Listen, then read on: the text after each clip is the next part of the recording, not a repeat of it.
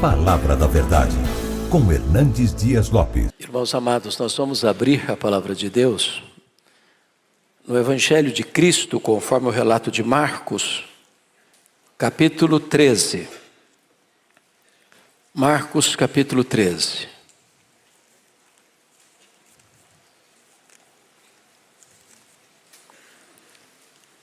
Nós vamos ler todo este capítulo do Evangelho segundo Marcos. Está escrito assim: ao sair Jesus do templo, disse-lhe um de seus discípulos: Mestre, que pedras, que construções! Mas Jesus lhe disse: vês estas grandes construções? Não ficará pedra sobre pedra que não seja derribada. No Monte das Oliveiras, defronte do templo, achava-se Jesus assentado, quando Pedro, Tiago, João e André lhe perguntaram em particular: dize-nos quando sucederão estas coisas, e que sinal haverá quando todas elas estiverem para cumprir-se? Então Jesus passou a dizer-lhes: vede que ninguém vos engane. Muitos virão em meu nome dizendo: sou eu, e enganarão a muitos. Quando porém ouvirdes falar de guerras e rumores de guerras, não vos assusteis. É necessário assim acontecer, mas ainda não é o fim. Porque se levantará nação contra nação e reino contra reino. Haverá terremotos em vários lugares e também fomes. Estas coisas são o princípio das dores. Estai vós de sobreaviso, porque vos entregarão aos tribunais e às sinagogas. Sereis açoitados e vos farão comparecer à presença de governadores e reis por minha causa, para lhes servir de testemunho. Mas é necessário que primeiro o evangelho seja pregado a todas as nações. Quando, pois, vos levarem e vos entregarem, não vos preocupeis com o que haveis de dizer. Mas o que vos for concedido naquela hora, isso falai, porque não sois vós os que falais, mas o Espírito Santo. Um irmão entregará à morte outro irmão, e o pai ao filho. Filhos haverá que se levantarão contra os progenitores e os matarão. Sereis odiados de todos por causa do meu nome. Aquele, porém, que perseverar até o fim, esse será salvo. Quando, pois, virdes o abominável da desolação, situado onde não deve estar, quem lê entenda. Então os que estiverem na Judéia fujam para os montes. Quem estiver em cima, no eirado, não desça, nem entre para tirar da sua casa alguma coisa. E o que estiver no campo, não volte atrás para buscar a sua capa. Ai das que estiverem grávidas e das que amamentarem naqueles dias. Orai para que isso não suceda no inverno, porque aqueles dias serão de tamanha tribulação, que nunca houve desde o princípio do mundo, que Deus criou, até agora, e nunca jamais haverá. Não tivesse o Senhor abreviado aqueles dias, e ninguém se salvaria, mas por causa dos eleitos que Ele escolheu, abreviou tais dias. Então, se alguém vos disser: eis aqui o Cristo, ou ele ali, não acrediteis. Pois surgirão falsos cristos e falsos profetas, operando sinais e prodígios para enganar, se possível, os próprios eleitos. Estai vós de sobreaviso, tudo vos tenho predito. Mas naqueles dias, após a referida tribulação, o sol escurecerá, a lua não dará sua claridade, as estrelas cairão do firmamento e os poderes dos céus serão abalados. Então verão o Filho do Homem vir nas nuvens com grande poder e glória. Ele enviará os seus anjos, ou os anjos, e reunirá os seus escolhidos dos quatro ventos, da extremidade da terra até a extremidade do céu. Aprendei, pois, a parábola da figueira. Quando já os seus ramos se renovam e as folhas brotam, sabeis que está próximo o verão. Assim também vós, quando virdes acontecer estas coisas, sabei que está próximo às portas. Em verdade vos digo que não passará esta geração sem que tudo isto aconteça. Passará o céu e a terra, porém as minhas palavras não passarão.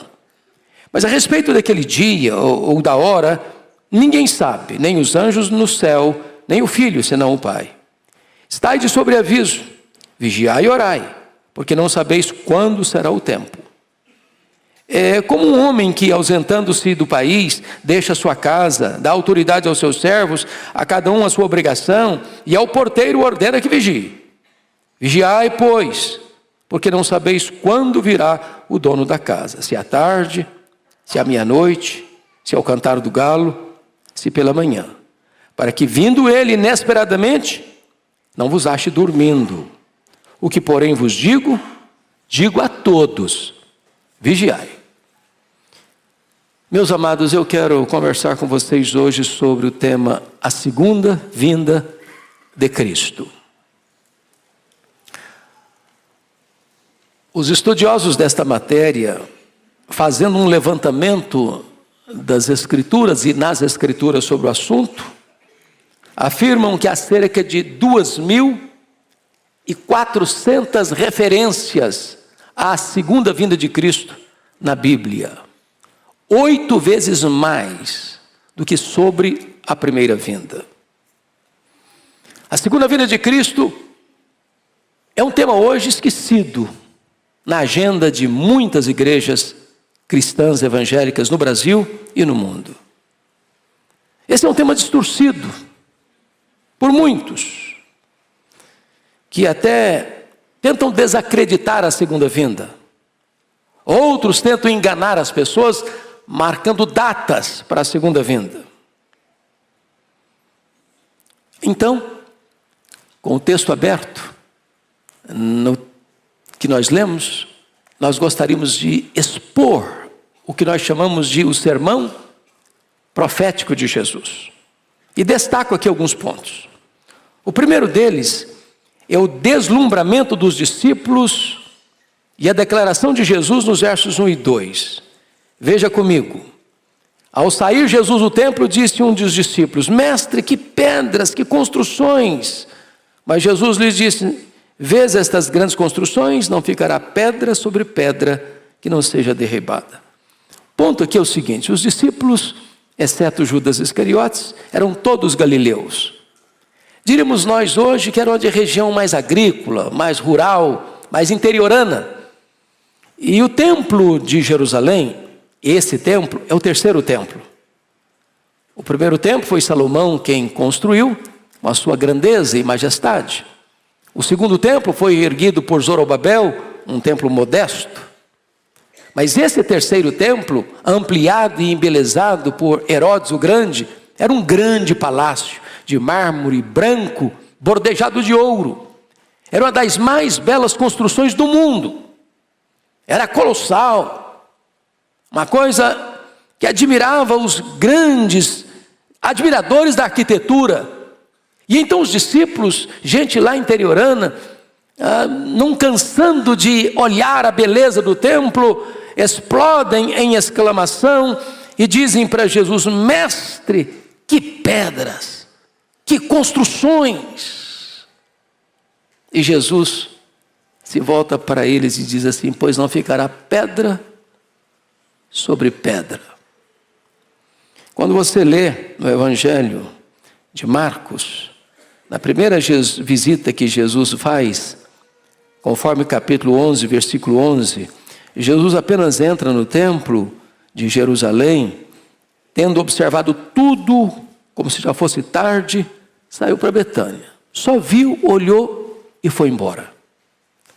Outra feita, capítulo 11, 15 a 17, ele já vem e limpa o templo.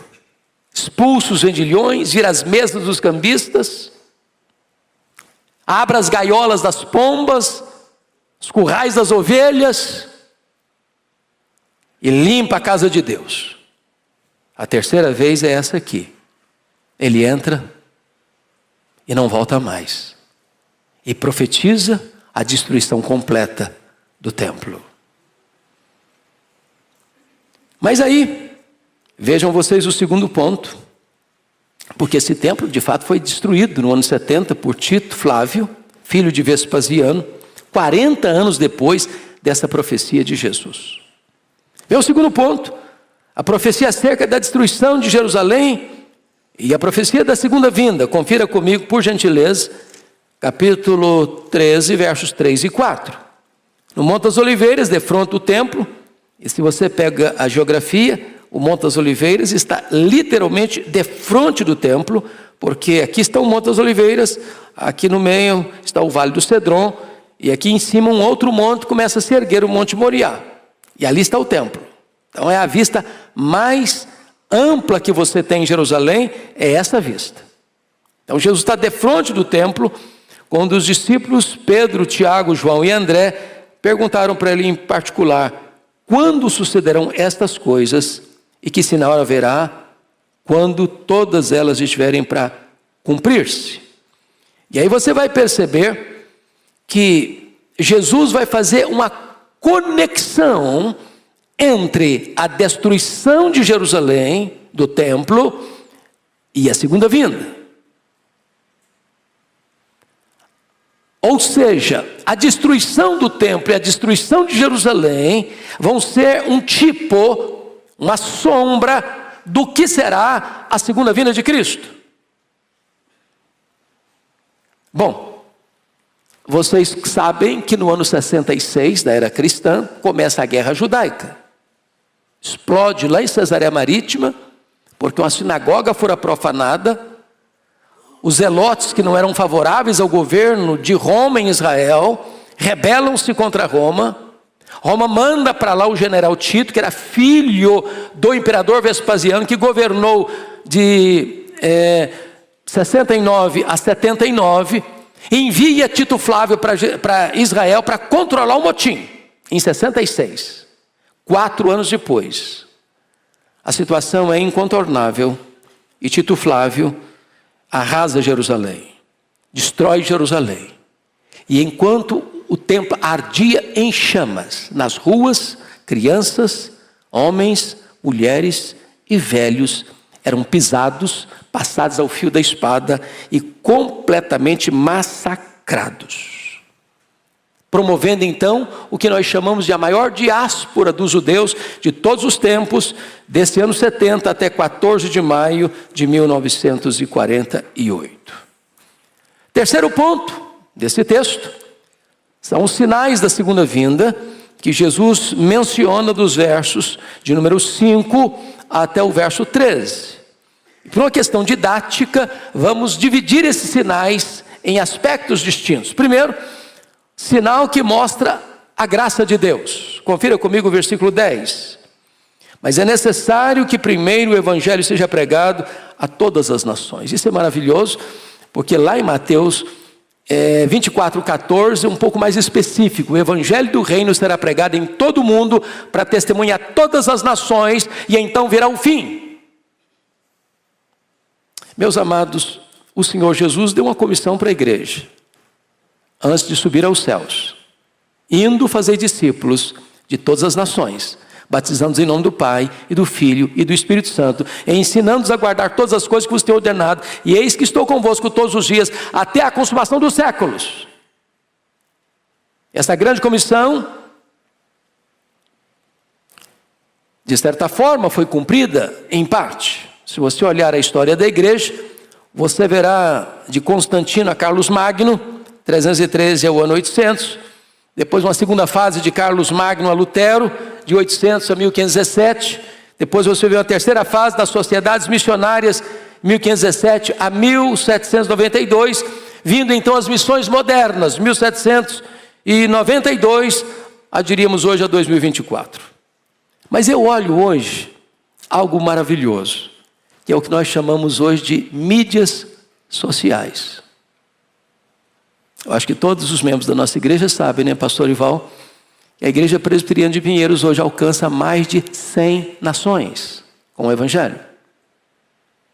Com a iniciativa da igreja presbiteriana de Pinheiros de legendar os sermões em mandarim, em russo, em alemão, italiano, francês e inglês.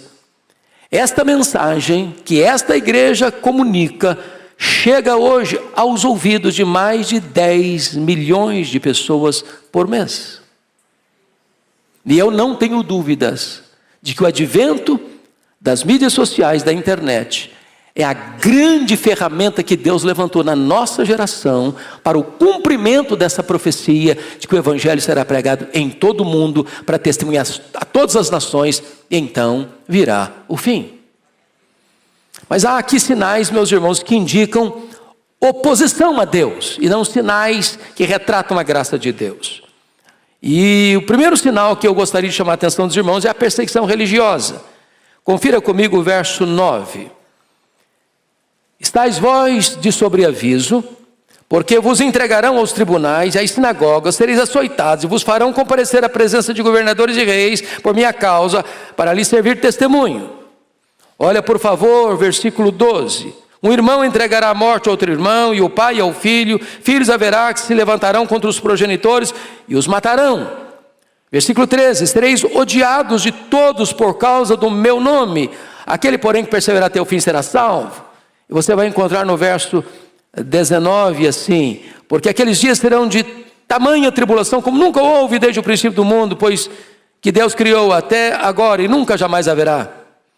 E aí você vai perceber no verso 20: não tivesse o Senhor abreviado aqueles dias, ninguém se salvaria. Mas por causa dos eleitos que Ele escolheu, abreviou tais dias. Como é que você vê a perseguição religiosa? Nós poderíamos recordar os judaizantes que perseguiram a igreja primitiva. Nós poderíamos olhar, por exemplo, o braço do sinédrio judaico que perseguiu os cristãos.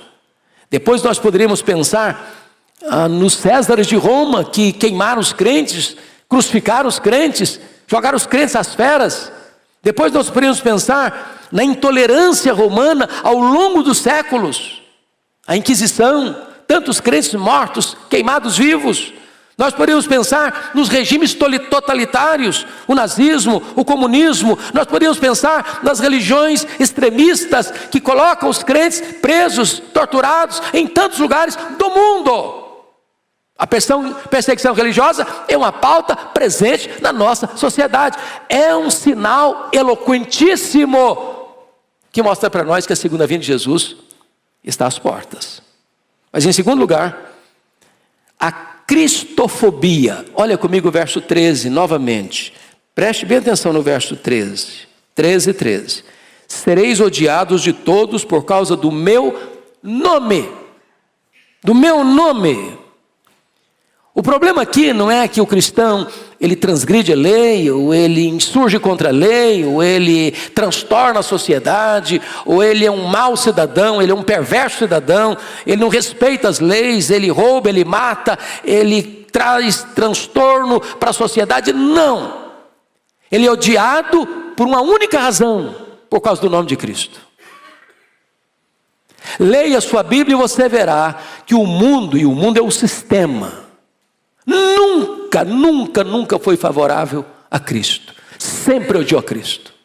E Jesus diz: se o mundo me odeia, e eu sou o Senhor, e vocês são meus servos, o servo não é maior que o Senhor. Se perseguiu a mim, perseguirá a vós também. E Paulo chega a dizer que todo aquele que quiser viver piedosamente em Cristo vai ser perseguido. Você tem alguma dúvida que o mundo hoje vive uma onda de cristofobia? As pessoas não toleram. Isso é uma prova de que Jesus está às portas. Terceiro sinal que Jesus aponta aqui, de oposição a Deus, é o engano religioso. Aliás, o primeiro sinal que Jesus aponta. Olha aí comigo, por favor, versículos 5 e 6. Ele diz assim: então Jesus passou a dizer-lhes: vede que ninguém vos engane. Muitos virão em meu nome dizendo: sou eu, e enganarão a muitos. Versículo 21 e 23, ele deixa isso também claro. Então, se alguém vos disser: eis aqui o Cristo, ei-lo ali, não acrediteis, pois surgirão falsos cristos e falsos profetas, operando sinais e prodígios para enganar, se possível, os próprios eleitos. Então você vai encontrar falsos apóstolos, falsos profetas, falsos mestres, falsos pastores, falsas doutrinas, falsas igrejas, falsos crentes. Você vai encontrar toda essa explosão de falsas religiões. Surgem 5 novas todo dia, todo dia. E isso é uma prova de que Jesus está às portas. Mas agora, vamos ver aqueles sinais que não indicam agora oposição a Deus, não. Sinais que indicam o juízo de Deus. Olha comigo, em primeiro lugar, versos 7 e 8. As guerras. Quando, porém, ouvirdes falar de guerras e rumores de guerras, não vos assusteis, é necessário que assim aconteça, mas ainda não é um fim, porque se levantará nação contra nação e reino contra reino. Arnold Toynbee, um egrégio historiador, diz que a história da humanidade é a história das guerras. Alguém já disse que para cada dia de paz, há 30 dias de guerra. A paz que o mundo conhece hoje é uma paz postiça, porque se firma um acordo de paz, mas se investe na guerra. As nações estão armadas, e armadas com grande poder bélico, atômico, guerras químicas, guerras biológicas. Mikhail Gorbachev, lá em 1985, já escreveu no seu livro Perestroika que o arsenal que se tinha naquele tempo já dava para destruir o planeta Terra 27 vezes. Os especialistas dizem que se houver de verdade uma terceira guerra mundial, para se lançar mão do que se tem hoje, daria para destruir o planeta várias vezes e transformá-lo em poeira cósmica, não haveria vencedores e nem vencidos. É claro que, à luz da Bíblia, quem vai apertar o botão, botando o fim da história, não é o homem, é o próprio Deus. Louvado seja o Senhor. Mas as guerras estão aí. No auge do humanismo, do otimismo humano, no século passado, nós tivemos 2 guerras mundiais, 1914, 1918, 30 milhões de pessoas mortas. Não aprendemos a lição. Segunda Guerra Mundial, 1939, 1945, 60 milhões de pessoas mortas. Não aprendemos a lição. Temos guerras étnicas, temos guerras tribais, temos guerras religiosas, temos guerras ideológicas, temos guerras econômicas, temos guerras e mais guerras e mais guerras, e elas não cessam. Ontem o mundo estava em polvorosa, quando cerca de 300 drones e mísseis foram lançados do Irã contra o território de Israel. Não houvera uma capacidade de rebater e anular estas armas mortíferas, e teria sido uma catástrofe terrível. E o mundo, na ponta dos pés, com medo da escalada da guerra, não só no Oriente, mas com o envolvimento de outras nações do Ocidente, caminhando aí para uma terceira guerra mundial. Jesus, de fato, está às portas. Mas comigo, observe um outro sinal que indica o juízo de Deus, que são os terremotos, versículo 8. Olha aí comigo, por gentileza.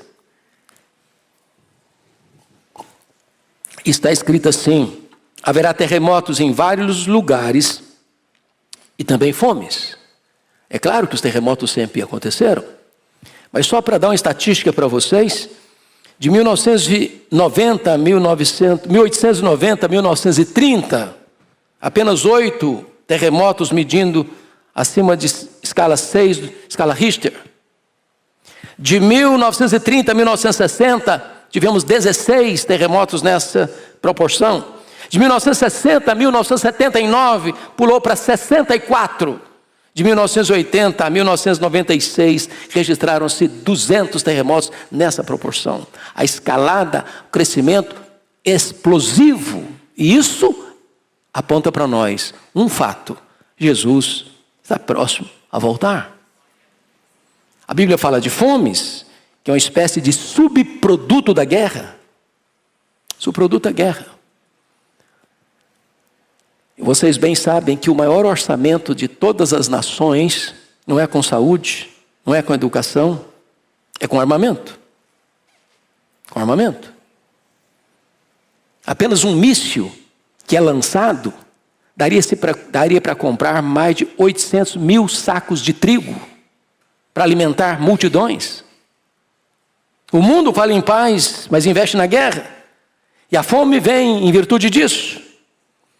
Mas Lucas 21:11 acrescentando esse sinal, diz que haveria epidemias em vários lugares.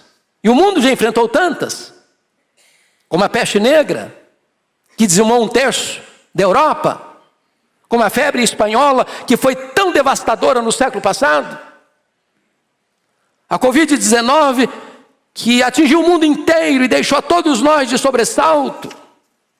São sinais da segunda vinda de Cristo. Mas agora veja você, um outro sinal que está relatado aí no versículo 14, que é o aparecimento do anticristo.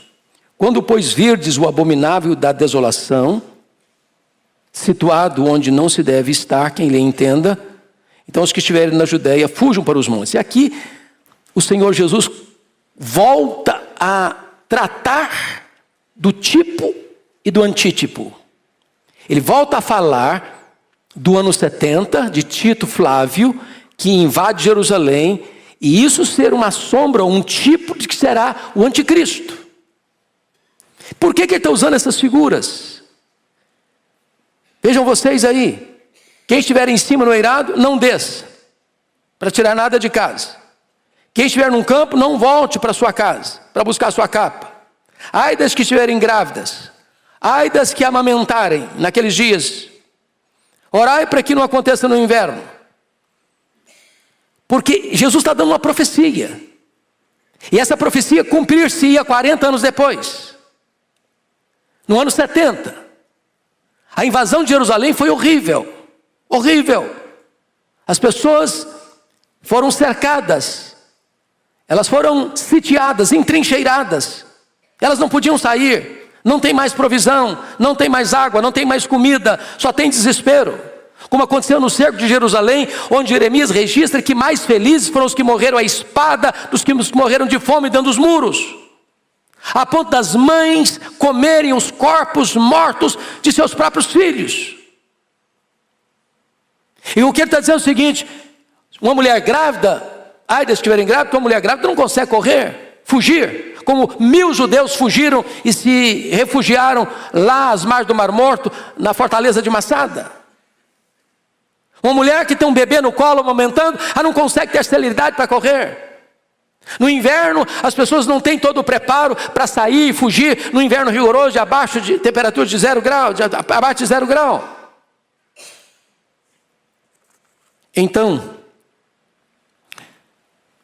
o que ele está mostrando é que a invasão de Tito aponta para a tragédia que será esse levantamento do abominável da desolação, chamado o homem da iniquidade, também chamado de o anticristo, ou também chamado de a besta que surge da terra, que vai receber toda a autoridade de Satanás, que vai perseguir os cristãos.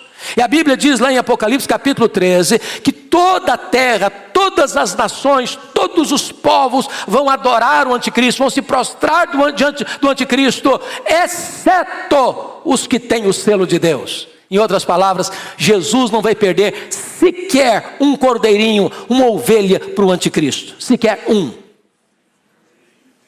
O Senhor Jesus chega a dizer no verso 29, no verso 20, o seguinte: não tivesse o Senhor abreviado aqueles dias e ninguém se salvaria, mas por causa dos eleitos que ele escolheu, abreviou tais dias. Versículo 22. Pois surgirão falsos cristos e falsos profetas, operando sinais e prodígios para enganar, se possível, os próprios eleitos. Os eleitos não serão enganados.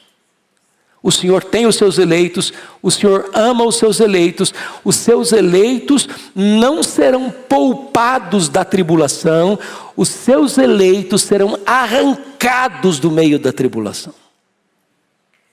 Eles enfrentarão.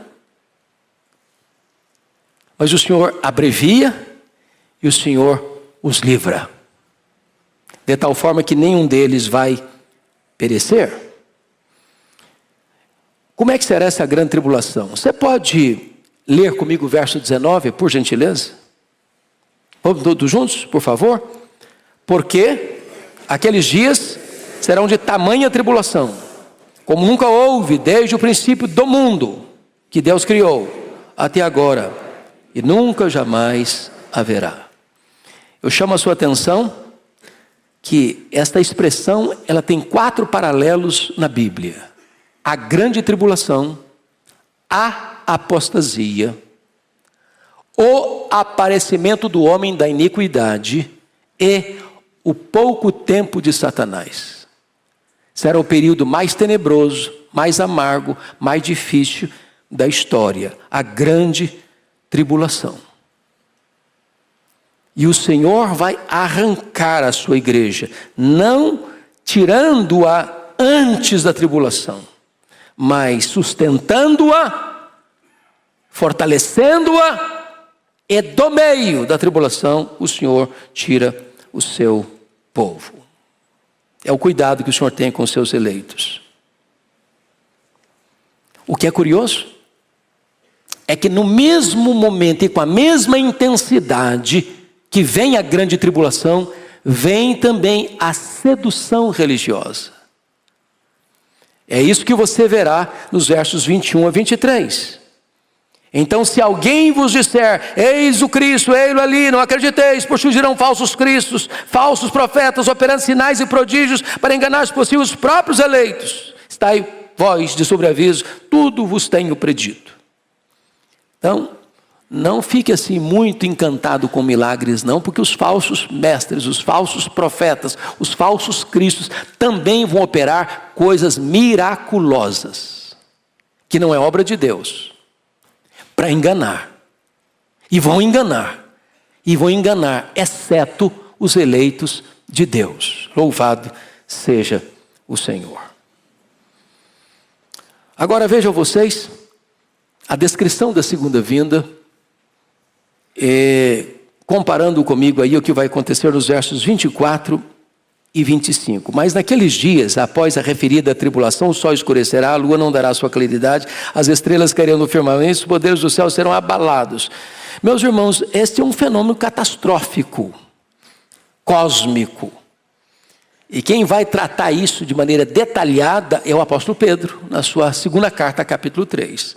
Eu preciso que você vá comigo para lá, porque eu não poderia reproduzir literalmente, com fidelidade, esses 3 versículos, e eu não conseguiria descrever com tamanha eloquência e clareza o que Pedro descreveu. Então vá comigo rapidinho para lá, e a gente volta para cá, para Marcos, para olhar como é que vai ser esses fenômenos da natureza. Capítulo 3 de 2 de Pedro, por gentileza. Versículo 7. Eu queria que toda a igreja lesse comigo, por favor. 3, 7. Está aí posto na tela, vamos todos juntos ler. Ora, os céus que agora existem e a terra, pela mesma palavra, têm sido entesourados para fogo, estando reservados para o dia do juízo e destruição dos homens ímpios. Versículo 10 comigo. Virá, entretanto, como ladrão, o dia do Senhor, no qual os céus passarão com estrepitoso estrondo, e os elementos se desfarão abrasados. Também a terra e as obras que nela existem serão atingidas. Comigo o verso 12. Esperando e apressando a vinda do dia de Deus, por causa do qual os céus incendiados serão desfeitos, e os elementos abrasados se derreterão. É uma cena dramática, pavorosa, que é descrito no capítulo 6, versos 12 a 17, como uma cena das mais dramáticas da história. Mas olha qual é a postura do crente, como é que estará o crente nesse momento. Triste, abatido, com medo? Não. Leia em voz bem alta, 2 de Pedro 3,13 agora. Nós, porém, segundo a sua promessa, esperamos novos céus e nova terra, nos quais habita justiça. Louvado seja o Senhor. Glória a Deus. Como é que será a volta do Senhor? Veja agora, voltando para Marcos 13, por favor, irmãos, verso 26, ela será visível. Está escrito assim: então verão o Filho do Homem vir nas nuvens com grande poder e glória. Verão, verão, verão. Apocalipse 1,7 diz que todo olho verá, até aqueles que o traspassaram. O que significa isso? O que significa é o seguinte: quando Jesus voltar, 2 coisas vão acontecer. primeiro, os mortos vão ressuscitar. Uns para a ressurreição da vida, outros para a ressurreição do juízo. Só depois os que estiverem vivos serão transformados e arrebatados. Então aqueles que cuspiram no rosto de Jesus, aqueles que esbordoaram a Jesus, aqueles que pregaram Jesus na cruz, vão ter que ressuscitar. E vão ter que ver Jesus na sua glória. E vão ter que se ajoelhar. E vão ter que confessar que Jesus Cristo é Senhor para a glória de Deus Pai. Não uma confissão alegre, festiva, submissa, para irem para o reino da glória. Não, vão ter que fazê-lo e imediatamente irem para o fogo eterno preparado para o diabo e seus anjos. É assim que a Bíblia diz. Mas mais do que isso, a segunda vinda do Senhor será gloriosa. Versículo 26, na parte B, diz que ele vem com grande poder e glória. Significa o seguinte: quando ele vier, ele não vem mais como veio na primeira vinda, montado num jumentinho humilde, não tendo onde reclinar a cabeça. Ele vem como rei vencedor. Na sua coxa estará escrito Rei dos Reis, Senhor dos Senhores. E ele vem, segundo 1 Coríntios 15, 24 e 25, vai colocar todos os seus inimigos debaixo dos seus pés, e ele vai lançar no lago do fogo o anticristo, o falso profeta, o diabo, a morte, o inferno e todos aqueles cujos nomes não estão escritos no livro da vida. E ele vai triunfar completamente, permanentemente, finalmente, e vai entregar o reino ao Deus e Pai, para que ele seja tudo em todos, e ele reinará com a sua igreja para sempre e sempre e sempre. Louvado seja o Senhor. Mas eu quero encerrar chamando a sua atenção para a necessidade de estar preparado para a segunda vinda. Primeiramente, ela será precedida por avisos claros, conforme os versos 28 a 31, e Jesus conta uma parábola de um homem que vai para um outro país e deixa os funcionários da sua casa encarregados de cuidar da casa. E o Senhor então vai mostrar para nós, aliás, esse é o verso 33 a 34, mas até antes do 33 e 34 tem uma outra ilustração, que é a ilustração da figueira, e ele diz assim, quando a parábola figueira, quando já os ramos se renovam e as folhas brotam, sabeis que está próximo o verão. Isso é um fenômeno da natureza. Lá em Israel, as figueiras são muito comuns. E ele diz assim, assim também vós, quando virdes acontecer estas coisas, sabei que está próximo às portas. Uma coisa está próximo, outra coisa está às portas. Esses sinais estão aí. São visíveis, são eloquentes, são inegáveis. As portas. E Jesus garante a confiabilidade da sua palavra, dizendo o seguinte, versículo 31, passará o céu e a terra, porém as minhas palavras não passarão. Então fique de sobreaviso. E ele vai dizer, no verso 32, que será uma vinda imprevisível. Imprevisível. Porque você não sabe. Está escrito aí. A respeito daquele dia ou da hora, ninguém sabe, nem os anjos, nem o Filho, senão o Pai. Eu acho impressionante isso. Não é óbvio esse dia. Vai ser um dia comum. Aliás, outro relato paralelo deste, diz que vai ser como nos dias de Noé. Noé passou 120 anos pregando. Uma coisa foi começar a pregar no primeiro dia, outra coisa é pregar quando a arca estava no meio da obra. Outra coisa é pregar quando estava fazendo o acabamento da arca. Outra coisa era pregar quando a arca está pronta. Outra coisa é pregar quando, olha gente, acabou. Construção acabou. É agora ou não vai ter outra chance. E como é que estavam aquelas pessoas? Diz a Bíblia, casando, dando-se em casamento, comendo e bebendo. E eu pergunto a vocês, que pecado é nisso? Comer, beber, comprar, vender, casar e dar-se em casamento. Não tem pecado nenhum nisso. Qual o problema?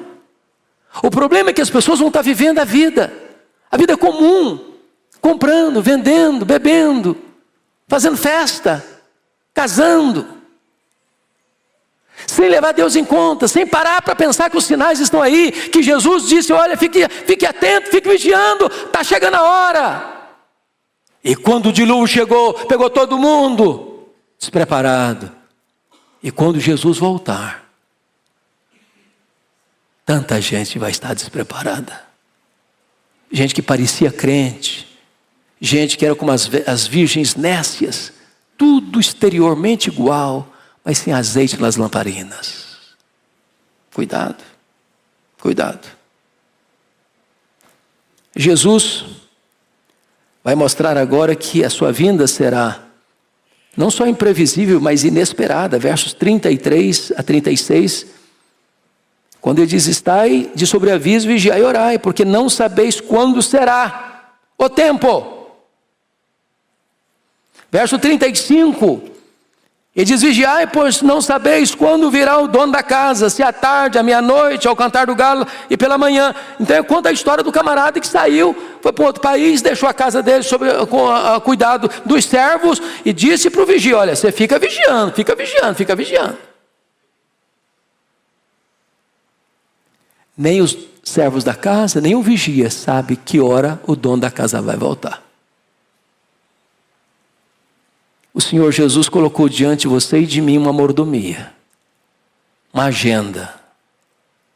Ele diz, olha, eu vou voltar. Esteja preparado.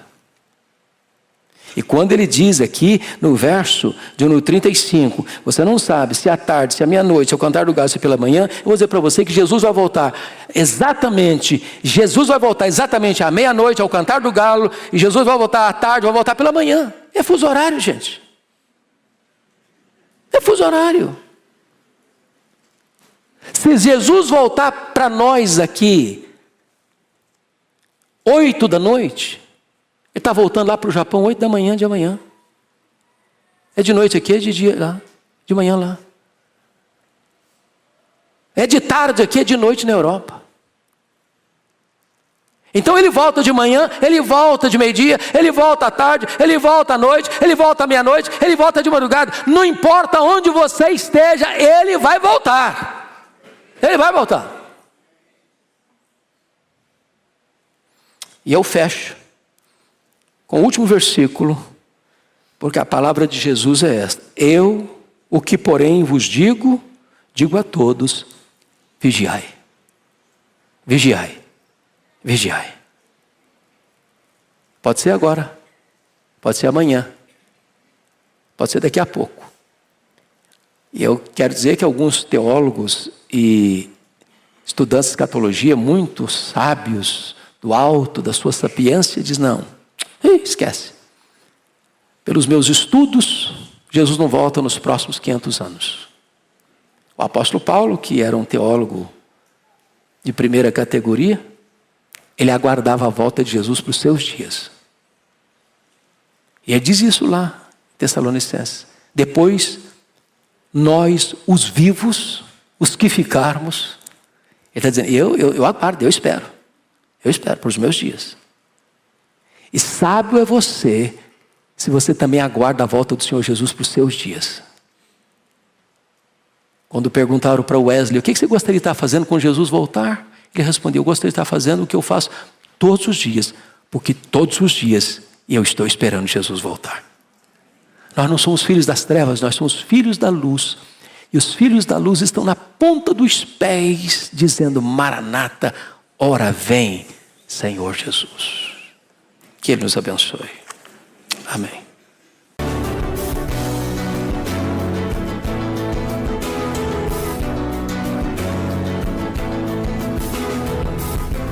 Palavra da Verdade, com Hernandes Dias Lopes.